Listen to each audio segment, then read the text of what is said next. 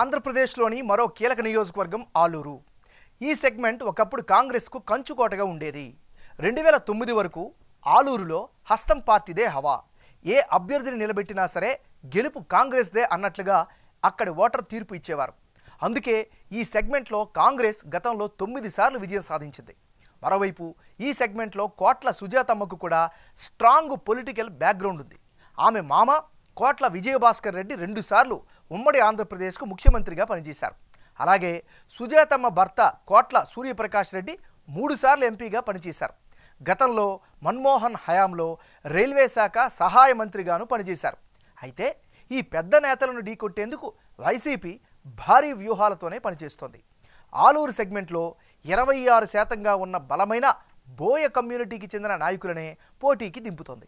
గతంలో 2 సార్లు గెలిచిన జైరాం, అలాగే ఇప్పుడు సెగ్మెంట్ వైసీపీ ఇన్ఛార్జిగా నియమితులైన బూసిని విరూపాక్షి కూడా బోయ కమ్యూనిటీకి చెందినవారే. జైరాంపై సెగ్మెంట్లో వచ్చిన ఆరోపణలు, పార్టీ చేసిన సర్వేల్లో గ్రాఫ్ తగ్గింది అన్న కారణాలతో ఆయన్ని తప్పించి విరూపాక్షికి ఇన్ఛార్జి బాధ్యతలను జగన్ కట్టబెట్టారు అని టాక్ వినిపిస్తోంది.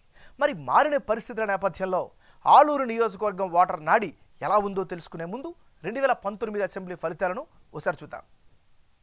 2019 అసెంబ్లీ ఎన్నికల్లో వైసీపీ అభ్యర్థి గుమ్మనూరు జైరాం 57% ఓట్లు రాబట్టి గెలిచారు. రాష్ట్ర వ్యాప్తంగా జగన్ వేవ్, వైసీపీ హవా రెండోసారి ఈయన గెలుపుకు దోహదం చేశాయి. అదే సమయంలో టీడీపీ నుంచి పోటీ చేసిన కోట్ల సుజాతమ్మకు 36% ఓట్లు వచ్చాయి. ఇక జనసేన నుంచి పోటీ చేసిన వెంకటప్ప 2% ఓట్లు రాబట్టగలిగారు. మరి ఈసారి ఎన్నికల్లో ఆలూరు సెగ్మెంట్లో రాజకీయం ఎలా ఉండబోతోందో Big TV exclusive detailed election సర్వేలో వెల్లడైనటువంటి అభిప్రాయాలను ఇప్పుడు పరిశీలిద్దాం.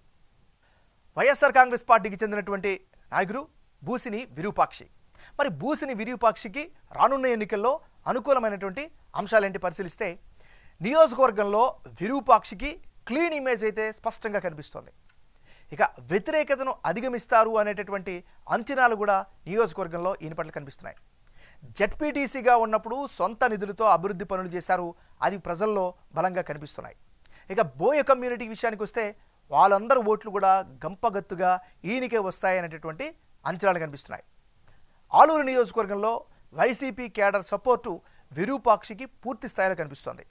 మరోవైపు నియోజకవర్గంలో చాలా విస్తృతంగా ఆయన ప్రచారాలను కొనసాగిస్తున్నారు. ఇవన్నీ కూడా బూసిని విరూపాక్షికి అనుకూలమైనటువంటి అంశాలు. మరి ఈయనకుండే మైనస్ పాయింట్స్ ఏంటి పరిశీలిస్తే, నియోజకవర్గంలో గ్రామాల్లో తాగునీటి సమస్య చాలా విపరీతంగా ఉంది. ఇది ప్రధానమైనటువంటి మైనస్గా కనిపిస్తుంది. సాగునీరు కూడా లేక రైతులు చాలా ఇబ్బందులు పడుతున్నారు. ఈ వర్గం నుంచి ఇదొక వ్యతిరేకత వచ్చే ఛాన్సెస్ ఉన్నాయి. ఇక నత్తనడకన వేదావతి రిజర్వాయర్ పనులు కొనసాగుతున్నాయి. తుంగభద్ర లో లెవెల్ కెనాల్ పనులు కూడా ఆశించిన స్థాయిలో జరగడం లేదు. ఉపాధి అవకాశాలు లేక యువతలో అయితే విపరీతమైన అసంతృప్తి కనిపిస్తుంది. మరీ ముఖ్యంగా నియోజకవర్గంలో డ్రైనేజీలు కావచ్చు, రోడ్లు కావచ్చు సరిగా లేకపోవడంతో ప్రజలు అవస్థలు పడుతున్నారు. మరీ ముఖ్యంగా ప్రభుత్వ ఆసుపత్రుల్లో అయితే సరైనటువంటి సౌకర్యాలు లేవు. కొత్తగా పింఛన్ల కోసం దరఖాస్తు చేసుకున్న వారికి 2 ఏళ్లుగా రాకపోవడం కూడా ప్రధానమైన మైనస్గా చెప్పుకోవచ్చు. ఇది దీనికి సంబంధించిన ప్లస్లు మైనస్లు. తెలుగుదేశం పార్టీకి చెందినటువంటి నాయకురాలు కోట్ల సుజాతమ్మ. మరి సుజాతమ్మకు రానున్న ఎన్నికల్లో అనుకూలమైన ఫ్యాక్టర్స్ ఏంటి పరిశీలిస్తే, సుజాతమ్మకు బలమైన రాజకీయ వారసత్వమే పెట్టని కోటగా కనిపిస్తోంది. ఇక 2004లో డోన్ నుంచి ఎమ్మెల్యేగా గెలిచినారు సుజాతమ్మ. ఆ యొక్క ఎక్స్పీరియన్స్ ఈసారి కలిసి వచ్చే అంశంగా ఉంది. ఇక 2014, 2019 ఎన్నికల్లో ఓడిపోయారు. ఆ సానుభూతి ఈసారి ఖచ్చితంగా అడ్వాంటేజ్ ఫ్యాక్టర్గా కనిపిస్తోంది.